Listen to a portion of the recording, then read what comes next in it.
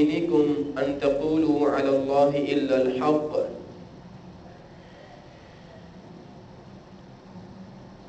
ہر قسم کی حمد و ثنا، بڑائی، کبریائی، بزرگی، برتری اللہ وحدہ لا شریک کی ذات و برکات کے لیے ہے۔ انگنت لا تعداد بے شمار درود و سلام ہوں سید المرسلین رحمت للعالمین جناب محمد مصطفیٰ احمد مجتبیٰ صلی اللہ علیہ وآلہ وسلم کی ذات اقدس پر۔ انتہائی قابل احترام، محترم، مکرم، معزز بھائیوں، بزرگوں، دوستوں، آپ لوگوں کے علم میں ہے کہ گزشتہ چند جمعوں سے ہم نے ایک عنوان شروع کر رکھا ہے۔ عنوان یہ ہے کہ اللہ تعالیٰ نے ہمیں کفار کی مشابہت سے منع فرمایا ہے، حتیٰ کہ اس قدر تنقید کی ہے اور تاکید کی ہے ان کی مشابہت نہ کرنے کی کہ فرمایا من تشبہ بقوم فہو منہم، جو جس قوم سے محبت کر کے اس کا طرز و طریقہ اپنائے گا قیامت والے دن اسی کے ساتھ کھڑا ہوگا۔ یہ اس قدر سنگین معاملہ ہے۔ اور پھر ہم نے یہ بات کی تھی کہ یہ کوئی عام چھوٹا موٹا معاملہ نہیں ہے، یہ عقیدے کا معاملہ ہے۔ جس کا یہ مسئلہ خراب ہے اس کا عقیدہ خراب ہے، اس کو اپنے عقیدے کی فکر کرنی چاہیے کہ میرا طور طریقہ مسلمانوں والا ہے یا کہ انجانے میں، ناآشنائی میں کہیں میں کافروں کے طریقے پر تو نہیں چل رہا۔ ہمارے اسلاف یہ کہا کرتے تھے کہ لوگوں اپنی زندگی کو پرکھا کرو، چیک کیا کرو، دیکھا کرو کہ کیا تم اسلام پر ہو یا یہود و نصارہ کے طریقے پر ہو۔ یہ ہر لمحے انسان کو دیکھنا چاہیے، ہر موقع کے اوپر انسان کو دیکھنا چاہیے کہ یہ جو میرا عمل ہے یہ اسلامی طریقے پر ہے یا کہ غیر کے طریقے پر ہے۔ نبی کریم صلی اللہ علیہ وآلہ وسلم نے فرما دیا تھا لَتَتَّبِعُنَّ سُنَنَ الَّذِينَ مِن قَبْلِكُمْ شِبْرًا بِشِبْرٍ وَذِرَاعًا بِذِرَاعٍ۔ اے میرے امت والو، اے میرے لوگوں، اے میرے امتیوں، ایک دن ضرور آئے گا کہ تم بھی اپنے سے پہلے لوگوں کے طریقے پر چلو گے۔ سیم وہی طریقہ، بالکل ویسا ہی طرز زندگی تمہارا ہوگا، حتیٰ کہ حتیٰ لو سلکوا حجر ذب لسلکتموہ، اگر تم کسی کو دیکھو کہ وہ ایک جانور کی بل کے اندر گھس رہا ہے تم بھی اس کے اندر گھس جاؤ، اتنی اس کی پیروی کرو گے بغیر سوچے بغیر سمجھے کہاں جا رہا ہے، مجھے کہاں لے کر جائے گا۔ اور ایک دوسری حدیث میں اللہ کے رسول نے فرمایا اگر وہ پہلی قومیں اپنی ماں کے ساتھ شادی کرتی ہوں گی تو تم بھی اپنی ماں کے ساتھ شادی کرو گے۔ اس قدر تم ان کی پیروی کے اندر چلے جاؤ گے، تمہیں گمان بھی نہیں ہوگا کہ یہ جو میں عمل کر رہا ہوں یہ تو سارا ان کا طریقہ ہے، یہ جو میں نے شادی کی ہے اپنے بیٹے کی یا میں نے اپنی بیٹی کی یا اپنی شادی کی ہے یہ طریقہ تو میرا نہیں ہے، یہ طریقہ تو امت محمدیہ کا نہیں ہے، سوچا ہی نہیں کسی نے۔ یہ فوتگی کے اوپر جو میں اظہار تعزیت کر رہا ہوں، جو میں سوگ منا رہا ہوں، یہ میرا طریقہ نہیں ہے۔ یہ سفید لباس یا کالا لباس فوتگی کے اوپر پہننا یہ میرا طریقہ نہیں ہے، یہ رونا پیٹنا میرا طریقہ نہیں ہے، یہ اغیار کا طریقہ ہے، یہ غیروں کا طریقہ ہے۔ اور اللہ کے رسول نے فرمایا جو غیر کا طریقہ اپناتا ہے اس کا میرے ساتھ کوئی تعلق نہیں ہے۔ زندگی کے ہر لمحے میں اس چیز کو دیکھنا پڑے گا کہ میں کس کے طریقے پر ہوں۔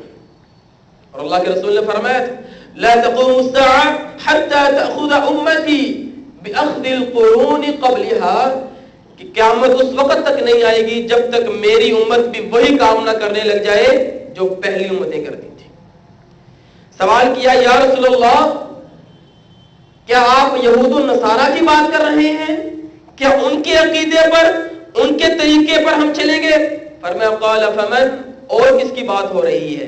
یہ یہود و نصارہ کی بات ہو رہی ہے۔ اور یہود و نصارہ اس وقت سے لے کر آج تک اسی کوشش میں لگے ہوئے ہیں کہ کسی نہ کسی طرح مسلمان اپنا طریقہ چھوڑ کر میرے طریقے پر آ جائے، اپنا فیشن چھوڑ کر میرے فیشن پر آ جائے، اپنی روایت چھوڑ کر میری روایت کے اوپر آ جائے۔ ہر کوشش وہ کر رہا ہے، اور اس کے جواب میں نبی کریم صلی اللہ علیہ وآلہ وسلم کی بھی ساری زندگی یہی کوشش رہی کہ انجانے میں بھی یہود و نصارہ کی مشابہت نہ ہو جائے. میں ایک مثال آپ کے سامنے رکھتا ہوں بس. نبی کریم صلی اللہ علیہ وآلہ وسلم کو پتہ لگا. دیکھیے یہ معاملہ کتنا حساس ہے. ہمارے لیے نمونہ کون ہے؟ محمد رسول اللہ صلی اللہ علیہ وسلم. اللہ کے رسول نے زندگی گزاری مدینہ کے اندر. عیسائی بھی موجود ہیں, یہودی بھی موجود ہیں, منافقین بھی موجود ہیں, اور مکہ والے مشرکین بھی موجود ہیں. آپ کے زمانے کے اندر ان کا اپنا طریقہ ہے, مسلمانوں کا اپنا طریقہ ہے. اللہ کے رسول صلی اللہ علیہ وآلہ وسلم کو پتہ لگا کہ یہودی جو ہے یہ حیض کے دنوں میں اپنی بیویوں کے پاس نہیں جاتے. آپ کو پتہ لگ گیا. اللہ کے رسول نے اپنے صحابہ کو بلا کر حکم دیا کہ تم اپنی بیویوں کے پاس جاؤ, سوائے مباشرت کے تم سب کچھ کر سکتے ہو, ان یہود و نصارہ کی طرح اپنی بیویوں سے دور نہ ہٹو.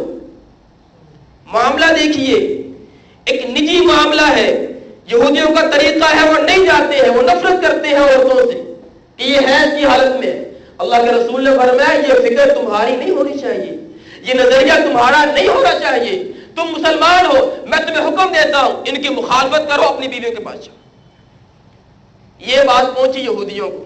یہودی بھی مدینہ میں رہتے تھے, ان کو پتہ لگا کہ مسلمانوں کے رسول نے یہ بھی حکم دے دیا ہے. یہودی یہ کہنے پر مجبور ہو گئے ما یرید هذا الرجل ان يدع من امرنا الا خالفنا فيه. پتہ نہیں یار یہ کون سا شخص آ گیا ہے مدینہ کے اندر کہ یہ ہر کام میں ہماری مخالفت کرتا ہے, ہر کام میں ہماری مخالفت کرتا ہے, حتیٰ کہ بیویوں کے پاس جانے کے طریقے میں ہماری مخالفت کرتا ہے. یہودی کہنے پر مجبور ہو گئے یہ ہے میرے نبی کا اسوہ, یہ ہے میرے نبی کا طریقہ. سامنے بول کے کہو یہ تیرا طریقہ ہے, یہ ہمارا طریقہ نہیں ہے, ہم اس کو نہیں اپناتے ہیں. تو یہ ہے من تشبہ بقوم فہو منہم کا رد, کہ انسان کوشش کرے کہ اپنی زندگی اس طریقے پر گزارے جس طرح محمد رسول اللہ صلی اللہ علیہ وآلہ وسلم نے گزاری اور ہمیں بتائی کہ اس طرح گزارو. اب اس معاملے کے اندر پھر ہم نے یہ بات کی تھی کہ مشابہت کئی چیزوں میں ہوتی ہے. سب سے پہلی مشابہت ہوتی ہے عقیدے کے اندر. آپ کا یا میرا وہی عقیدہ بن جائے جو یہود و نصارہ کا ہے. تو جب عقیدہ ان جیسا ہو جائے گا تو ظاہراً انسان کافر ہو جاتا ہے. یہ کفر ہے صریحاً کہ آپ وہی عقیدہ رکھتے ہیں جو عیسائی اور یہودی کا عقیدہ ہے. اور دوسری بات عبادات کے اندر, آپ کی بھی نماز ہے, اس کی بھی نماز ہے, اگر آپ اس کے طریقے پر نماز پڑھیں گے تو یہ کبیرہ گناہ ہے, نہ نماز قبول ہوگی, الٹا برا ہو جائے گا. اور تیسری بات تھی ان کی عیدوں میں شامل ہونا, ان کے تہواروں میں شامل ہونا, ان کے تہواروں کی طرح اپنے تہوار منانا, یہ بھی کبیرہ گناہ ہے, حرام ہے. اور چوتھی بات عادات, طور طریقہ, گھر کے نقشے, کمرے کا سیٹ اپ, کچن کا طریقہ, کھانے پکانے کے طریقے, سونے اٹھنے کے طریقے, لباس پہننے کے طریقے, یہ عام عادات ہیں. ان کے اندر بھی مشابہت مسلمان کے لیے جائز نہیں ہے. تو یہ 4 طرح کی مشابہتیں موجود ہیں جن پر علماء نے حکم لگایا ہے. ہم بات کر رہے ہیں پہلی مشابہت عقیدے کی مشابہت کے بارے میں, کہ کہیں ایسا نہ ہو جائے کہ ہم انجانے میں عقیدہ وہ اپنا لیں جو کہ کفار کا ہے, جو کہ یہود و نصارہ کا ہے. اور اس ضمن میں ہم نے گزشتہ جمعے 2 باتیں کی تھی. پہلی بات یہود و نصارہ کا یہ طریقہ تھا کہ جب ان کا کوئی بڑا مر جاتا, چاہے وہ نبی ہو چاہے وہ ولی ہو, تو وہ 2 کام کیا کرتے تھے جو کہ ان کا عقیدہ تھا. ایک وہ اس کی قبر پر مسجد بنا لیتے تھے, عبادت گاہ بنا لیتے تھے, بنو علی قبرہ مسجدہ, اس کو سجدہ گاہ بنا لیتے تھے, وہاں دعائیں نذر و نیاز کیا کرتے تھے. اور دوسرا کام متصوروا فیہ صورا, اور وہ ان لوگوں کی تصویریں بنا لیا کرتے تھے اور ان کو دیکھ کر اللہ کو یاد کرتے اور پھر ان کی عبادت کرتے کہ یہ ہمیں اللہ تک پہنچانے کے لیے وسیلہ ہے. یہ 2 کام وہ کیا کرتے تھے, قبر کو مسجد کا بنا لیا, سجدہ گاہ بنا لیا اور ان کی تصویریں بنائی. اور تیسرا عقیدہ ان کا جس پر ہم نے گفتگو کر لی ہے, یہود و نصارہ, یہود کہتے تھے عزیر اللہ کے بیٹے ہیں, اور عیسائی کہتے ہیں کہ عیسیٰ علیہ السلام اللہ کے بیٹے ہیں. اس پر ہم نے بات کر لی تھی.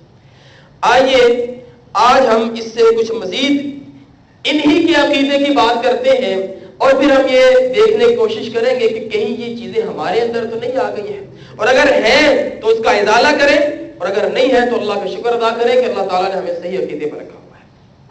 اللہ تعالیٰ قرآن مجید میں فرماتے ہیں لقد کفر الذین قالوا ان اللہ هو المسیح ابن مریم، فرمایا یہ عیسائی اتنے برے ہیں کہ یہ کہتے ہیں کہ اللہ عیسیٰ ہے، یا عیسیٰ جو مریم کے بیٹے ہیں وہ اللہ ہے۔ لقد کفر الذین قالوا، اور یہ کہنا ان کا کفر ہے، یہ کفریہ کلمہ ہے کہ یہ عیسیٰ کو اللہ بنا رہے ہیں اور یہ مانتے ہیں کہ اللہ کے 3 جز ہیں، ایک اللہ، ایک عیسیٰ اور ایک جبرائیل، روح القدس اسے کہتے ہیں۔ یہ تینوں مل کر اللہ بنتے ہیں، اور تینوں جدا ہوں تو ہر ایک جز اپنی جگہ پر خدا ہے، وہ ناقص نہیں ہے۔ صرف ایک جز الگ ہو جائے تو وہ نقص نہیں ہے، وہ بھی خدا ہے۔ اس طرح 3 خدا مل کر ایک خدا ہے، یہ تینوں جدا ہوں تو تینوں جدا جدا بھی خدا ہے، ایک اللہ، ایک عیسیٰ اور ایک روح القدس جسے وہ جبرائیل کہتے ہیں۔ تو وہ کہتے ہیں کہ عیسیٰ بھی اللہ کا جز ہے، یہ بھی اللہ کا حصہ ہے۔ اللہ نے اپنی صفت کلام کو عیسیٰ کے جسم کے اندر روح بنا کر داخل کر دیا، یہ ان کا عقیدہ ہے۔ اللہ نے اپنی صفت کلام کو روح کی شکل دے کر عیسیٰ علیہ السلام کے جسم میں داخل کر دیا، گویا عیسیٰ علیہ السلام جسمانی طور پر بشر ہیں، روحانی طور پر اللہ کا جز ہیں۔ اب یہ انہوں نے عقیدہ بنایا تو اللہ تعالیٰ اس کا رد کیسے فرماتے ہیں؟ دیکھیے بڑا عجیب انداز، اللہ مالک الملک ہے، اللہ بادشاہ ہے، اللہ نے انداز بھی بڑا پیارا اپنایا ہے۔ قل فمن یملک من اللہ شیئا ان اراد ان یہلک المسیح ابن مریم وامہ ومن فی الارض جميعا۔ اللہ نے فرمایا جاؤ عیسائیوں، کوئی ایسی شخصیت لے کر آؤ جو میرا مقابلہ کرے، اگر میں اللہ چاہوں قیامت والے دن عیسیٰ اس کی والدہ مریم دونوں کو جہنم میں بھیج دوں، کوئی بچانے والا ہے تو آئے۔ تم کہتے ہو یہ عیسیٰ اللہ ہے، یہ خدا ہے، یہ رب ہے، اس کے اندر تو اتنی طاقت بھی نہیں ہے کہ اگر میں اس کو اللہ اس کو ہلاک کر دوں، ختم کر دوں، اس کی والدہ کو بھی ختم کر دوں تو میں اللہ ہوں، مجھے کسی نے پوچھنا نہیں ہے۔ اور صرف یہی نہیں، ومن فی الارض جمیعا، عیسیٰ، مریم اور اس زمین میں جتنے لوگ ہیں میں سب کو ختم کر دوں، مجھے کوئی روکنے والا نہیں ہے۔ اسے کہتے ہیں اللہ۔ اللہ وہ نہیں ہوتا جو خود محتاج ہو، جو خود ختم ہو جانے والا ہو، جو خود فانی ہو، جو خود سلیم چڑھ جائے تمہارے بقول، جو خود 3 دن فوت رہے تمہارے بقول، وہ اللہ نہیں ہوتا۔ اللہ تو وہ ہے جس کو کوئی پوچھنے والا نہیں ہے۔ وَلِلَّهِ مُلْكُ السَّمَاوَاتِ وَالْأَرْضِ، آسمان و زمین کی بادشاہت اللہ کے ہاتھ میں ہے۔ اللہ چاہے سارے زمین والوں کو ختم کر دے، اللہ چاہے سارے آسمان والوں کو ختم کر دے، اللہ کو پوچھنے والا کوئی نہیں ہے۔ یخلق ما یشاء، او عیسائیو، جس چیز نے تمہیں دھوکے میں ڈال دیا، کس چیز نے دھوکے میں ڈالا؟ کہ عیسیٰ بغیر باپ کے پیدا ہو گیا، اس چیز نے ان کو دھوکے میں ڈال دیا کہ بغیر باپ کے کیسے پیدا ہو سکتا ہے، لہذا یہ اللہ کا کلمہ ہے، یہ اللہ کی صفت ہے، اللہ کا جز ہے۔ اللہ فرماتے ہیں یخلق ما یشاء، پریشان نہ ہو، دھوکے میں نہ ہو، اللہ جس کو جیسے چاہتا ہے پیدا کرتا ہے، اللہ کی ملکیت میں ہے۔ تم ماں کی بات کرتے ہو کہ ماں موجود ہے، باپ موجود نہیں ہے، اللہ نے آدم کو بغیر باپ اور بغیر ماں کے پیدا کیا۔ یخلق ما یشاء واللہ علی کل شیء قدیر، اللہ ہر چیز پر قادر ہے، تم پریشان نہ ہو۔ یہ معجزہ بھی اللہ کا کیا ہوا ہے۔ اور دوسری چیز جس نے تمہیں پریشان کیا عیسائیوں، وہ یہ ہے کہ عیسیٰ مردے کو زندہ کر دیتا ہے، ہاتھ پھیرتا ہے، قم باذن اللہ کہتا ہے، مردہ زندہ ہو جاتا ہے۔ ایک بیمار کوڑی برس کا جس کو بیماری ہوتی ہے اس کو ہاتھ پھیرتا ہے، وہ شفا یاب ہو جاتا ہے۔ اور ان باتوں سے پریشان نہ ہو، یخلق ما یشاء، زندہ اللہ ہی کرتا ہے، عیسیٰ کا اس کے اندر کوئی عمل نہیں ہوتا ہے۔ صرف عیسیٰ علیہ السلام کے ہاتھ سے اللہ کرواتے ہیں، کرنے والی ذات اللہ کی ہے، عیسیٰ علیہ السلام کے ہاتھ میں کوئی اختیار نہیں ہے۔ یہاں پر ہے کہ ذرا غور کرنے والی بات ہے کہ معجزہ کیوں ہوتا ہے؟ معجزہ کیوں ہوتا ہے؟ معجزہ ہوتا ہے لوگوں کو یہ بتانے کے لیے کہ یہ اللہ کا رسول ہے، عام بندہ نہیں ہے۔ اس کی ایک مقصد یہ بھی بتایا جاتا ہے کہ لوگوں کو یہ بتا دیا جائے کہ یہ کوئی عام شخص نہیں ہے، یہ معجزہ کرنے والا ہے، یہ رسول ہے، اللہ اس کے ہاتھ پر ایک ایسا کام کرواتے ہیں جو عام آدمی کام نہیں کر سکتے۔ لیکن وہی معجزہ بعض لوگوں کے لیے گمراہی کا بھی سبب بن جاتا ہے۔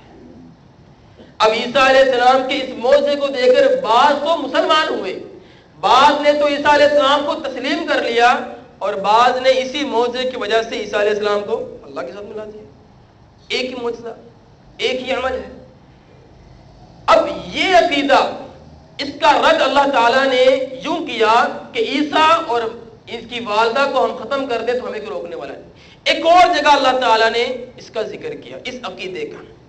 وَإِذْ قَالَ اللَّهُ يَا عِيسَى ابْنَ مَرْيَمَ أَأَنْتَ قُلْتَ لِلنَّاسِ اتَّخِذُونِي وَأُمِّيَ إِلَٰهَيْنِ مِن دُونِ اللَّهِ۔ اللہ قیامت والے دن عیسیٰ علیہ السلام کو اپنے سامنے کھڑا کر لیں گے۔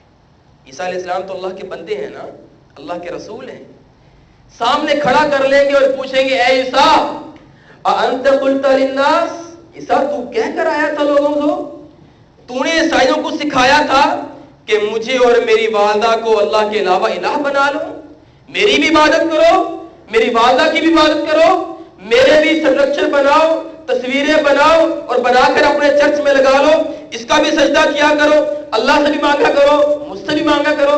کیا تو نے کہا تھا؟ تو یہ کہہ کر آیا، تیری تعلیم ہے؟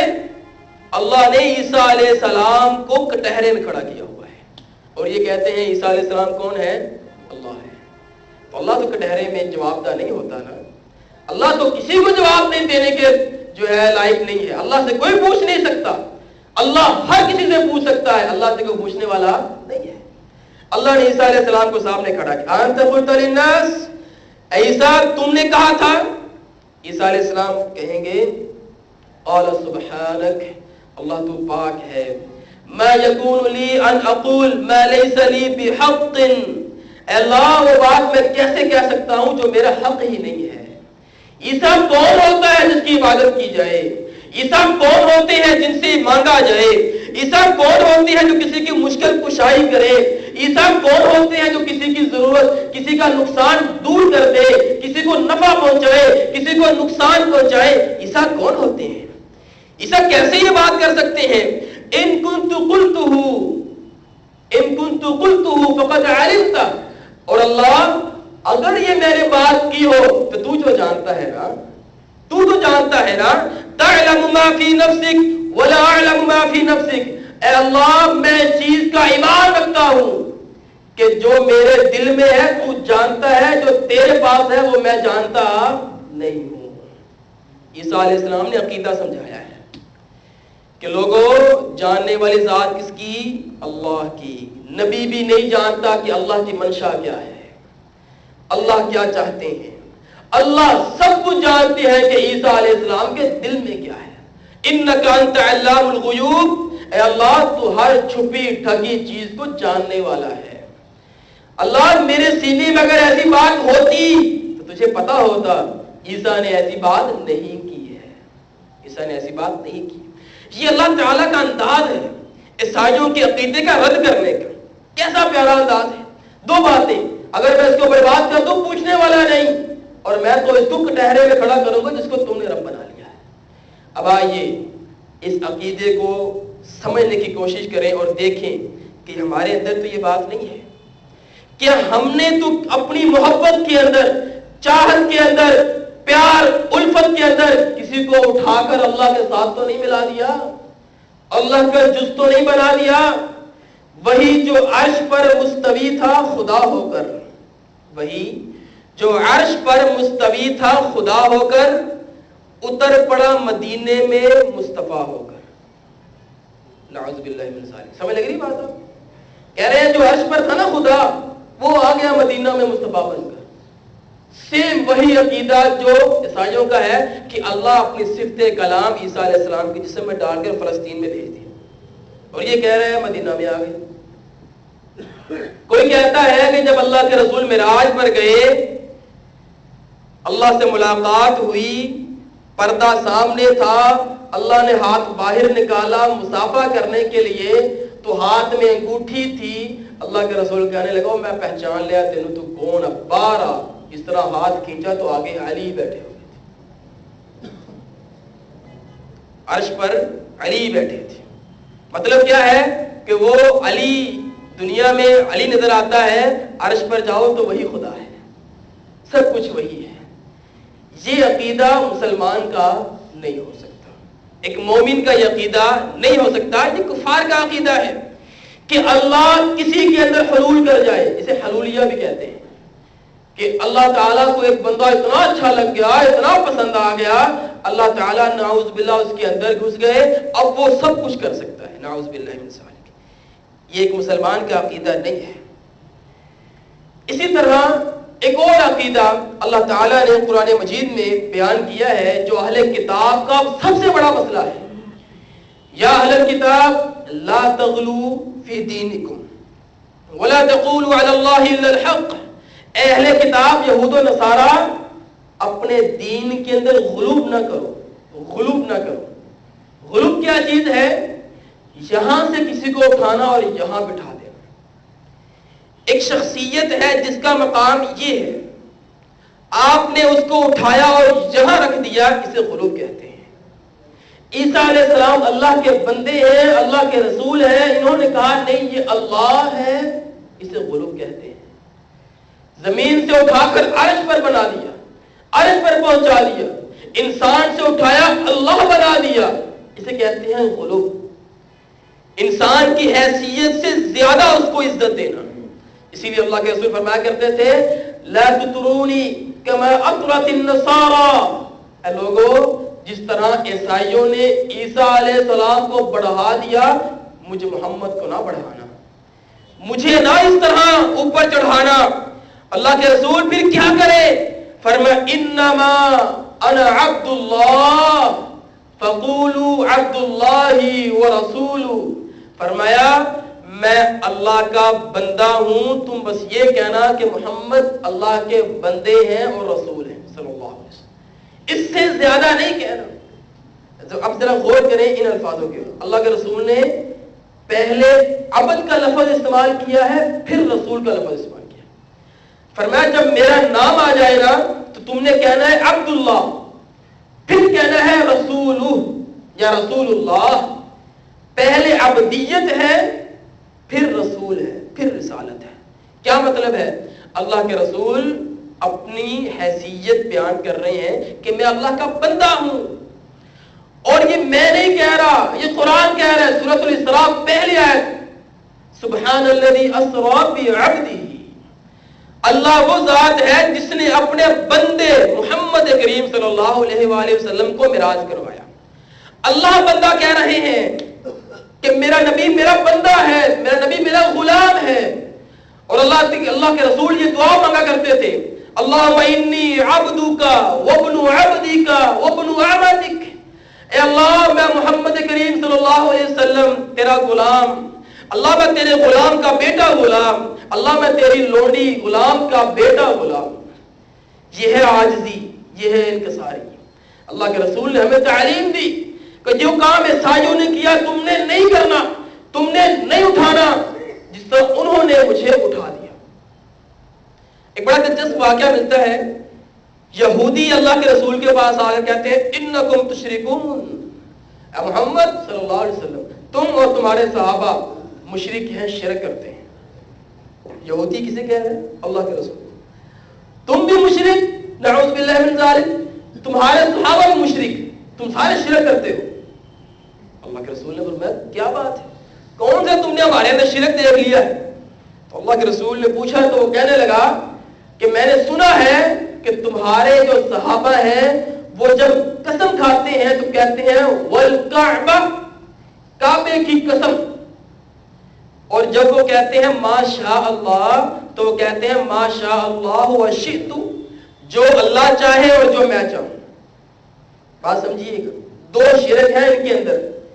ایک جب وہ قسم کھاتے ہیں تو اللہ کی نہیں کھاتے, کہتے ہیں والکعبہ, کعبے کی قسم ہے. اور جب وہ کہتے ہیں ماشاء اللہ تو ساتھ ملاتے ہیں وشئت, جو اللہ چاہے جو میں چاہوں وہ ہوگا. فرمایا یہ دونوں کام شرک ہیں. اللہ کے رسول صلی اللہ علیہ وآلہ وسلم اپنے صحابہ کے پاس آئے اور آپ نے فرمایا آج کے بعد میں تمہیں حکم دے رہا ہوں, جس نے بھی قسم کھانی ہے وہ کہے گا ورب الکعبہ, ورب الکعبہ, کعبے کی نہیں, کعبے کے رب کی قسم ہے, کعبے کے رب کی قسم ہے.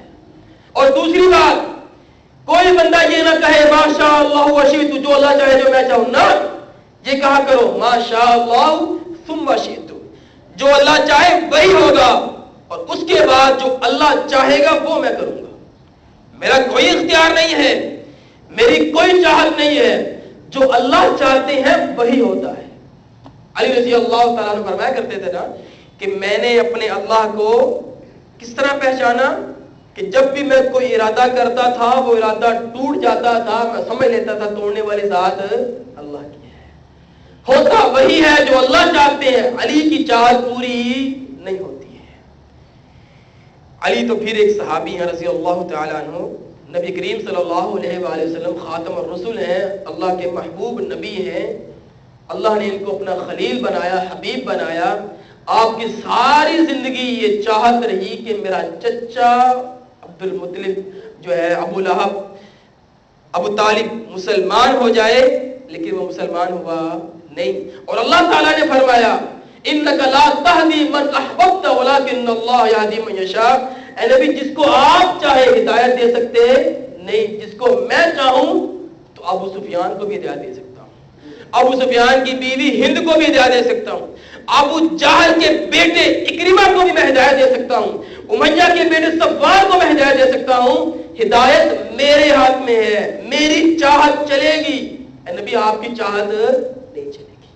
ایک بندہ آیا نا, اللہ کے رسول تشریف فرما ہے, تو آیا کہتا ہے ماشاء اللہ وشئت, اے اللہ کے رسول جو اللہ چاہے اور جو آپ چاہیں وہی ہوگا.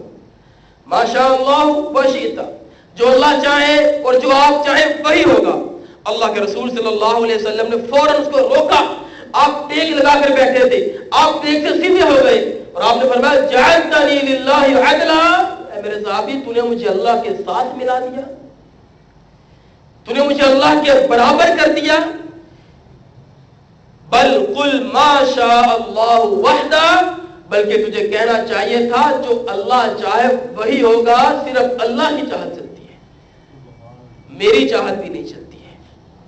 فوراً عقیدے کی اصلاح کی, فوراً سمجھایا کہ میرا یہ مقام ہے, مجھے یہ مقام نہ دو. شرک دو طرح کا ہوتا ہے. ایک ہوتا ہے اللہ کو نعوذ باللہ من ذالک عرش کی حیثیت سے اٹھا کر انسانوں کی حیثیت دے دینا. اور یہ اللہ نہیں سن دے, بڑیاں دعاواں کہتی ہیں اللہ نہیں میری سنتا, لیکن قبر کے اندر لیٹا مردہ میری سنتا ہے. آپ سمجھ رہے کیا ڈھڈورا پیٹا ہے, اللہ نہیں سنتے, لیکن یہ جو قبر کے اندر ہے نا یہ میری سنتا ہے, یہ اللہ تک پہنچائے گا. اور جو زندہ ہے, جو الحی القیوم ہے, وہ نہیں سن رہا اور یہ مردہ سن رہا ہے. یہ کیا ہے؟ اللہ کی حیثیت کو کم کر دینا, اللہ کی حیثیت. اور جی دیکھیں نا, آپ نے کسی وزیر سے ملنا ہے, M N A M P A سے ملنا ہے, تو کوئی بندہ درمیان میں ہونا چاہیے, جنرل کونسلر ناظم چیئرمین سے ملیں گے تو وہ وہاں تک پہنچے گا نا, آپ ایسے نہیں جا سکتے. اسی طرح دیکھیں جی, آپ اللہ تک پہنچنے کے لیے فلاں کو پکڑے فلاں کو پکڑے پھر ہی اللہ تک جا سکتے ہیں نا, تو ویسے تو نہیں جا سکتے. تو یہ اس نے کیا کیا, اللہ کو نعوذ باللہ من ذالک ایک ناظم کے ساتھ مشابہت دے دی.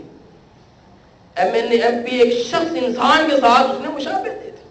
اور بھائی M N A M P 100 بندوں کی ایک وقت میں بات سن سکتا نہیں, 100 زبانیں سمجھ سکتا نہیں. ایم این اے کے سامنے آپ انگلش بولے, اسے سمجھ نہیں لگنی ہے کہ بات کیا کر رہا ہے, دیوار کے پیچھے کیا بات ہو رہی اسے نہیں پتا ہے.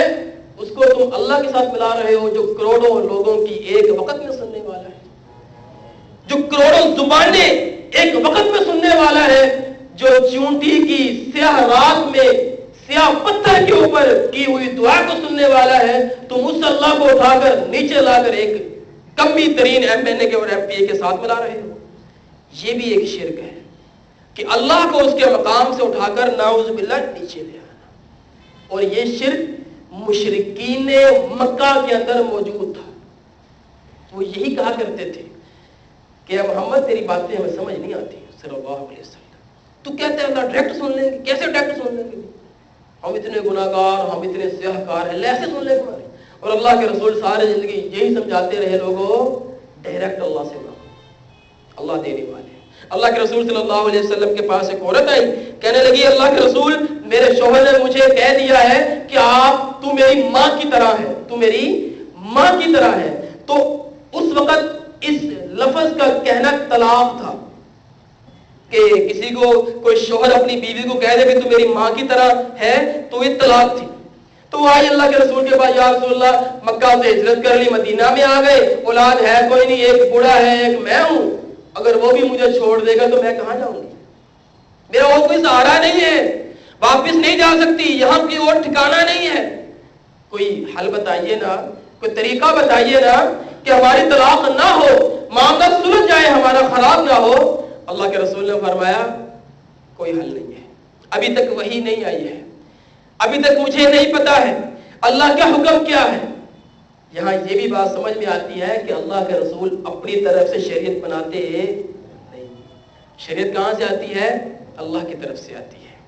اتنی مجبور ہے، اتنی لاچار ہے، آئی ہے اللہ کے رسول، آپ نے یہ نہیں فرمایا ٹھیک ہے کر لو، آ جائے گا اللہ کا حکم. نہیں فرمایا میں نبی اپنی زبان سے کوئی بات نہیں کہہ سکتا جب تک اللہ کی اجازت نہ ہوگی.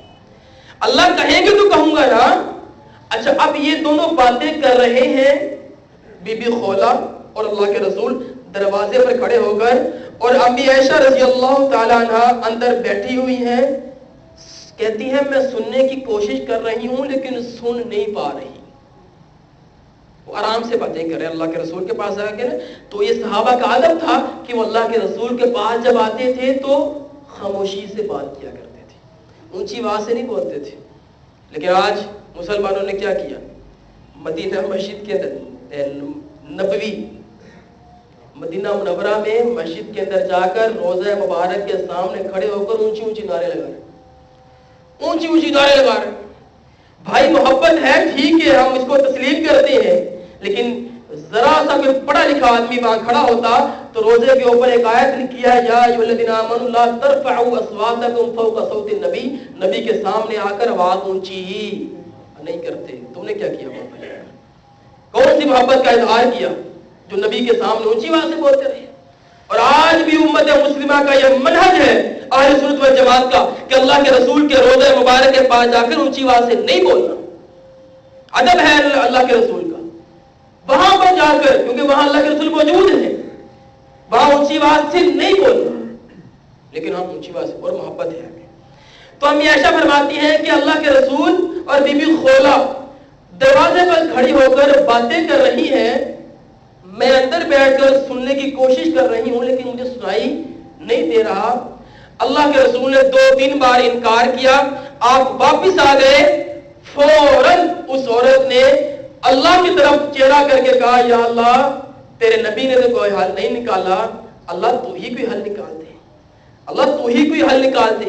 فوراً نبی کریم صلی اللہ علیہ وسلم پر وحی آتی ہے، قد سمع اللہ قول التی تجادلک، اے نبی جو عورت اس سے جھگڑ رہی ہے ہم نے اس کی فریاد سن لی ہے، جس کو عائشہ سن نہیں پائی رضی اللہ تعالی عنہ. اور کتنا بڑا کمرہ ہے، 1 مرلے کا کمرہ ہے، 5-6 فٹ دور کھڑی ہوئی ہے، نہیں سن رہی، زندہ ہے، حیات ہے، شعور کے ساتھ ہے، جوانی کی عمر ہے، نہیں سن رہی. اللہ سن رہے ہیں اور یہ کہتا ہے اللہ نہیں سنتا، یہ قبر والا سنتا ہے. ایک یہ شرک ہے. دوسرا شرک یہ ہے کہ آپ نے کسی چھوٹے کو اٹھایا اور اٹھا کر اس کو اللہ کے برابر کر دیا، اس کو اٹھایا اور اس کو اللہ کے برابر کر دیا. ایسے سارے کام اب یہ کرتا ہے. ایک بندے نے لکھا ہے، کہتا ہے میں ساری زندگی نا جب بھی مجھے ضرورت پڑتی تو میں کہتا یا شیخ عبد القادر جیلانی میری مدد فرما.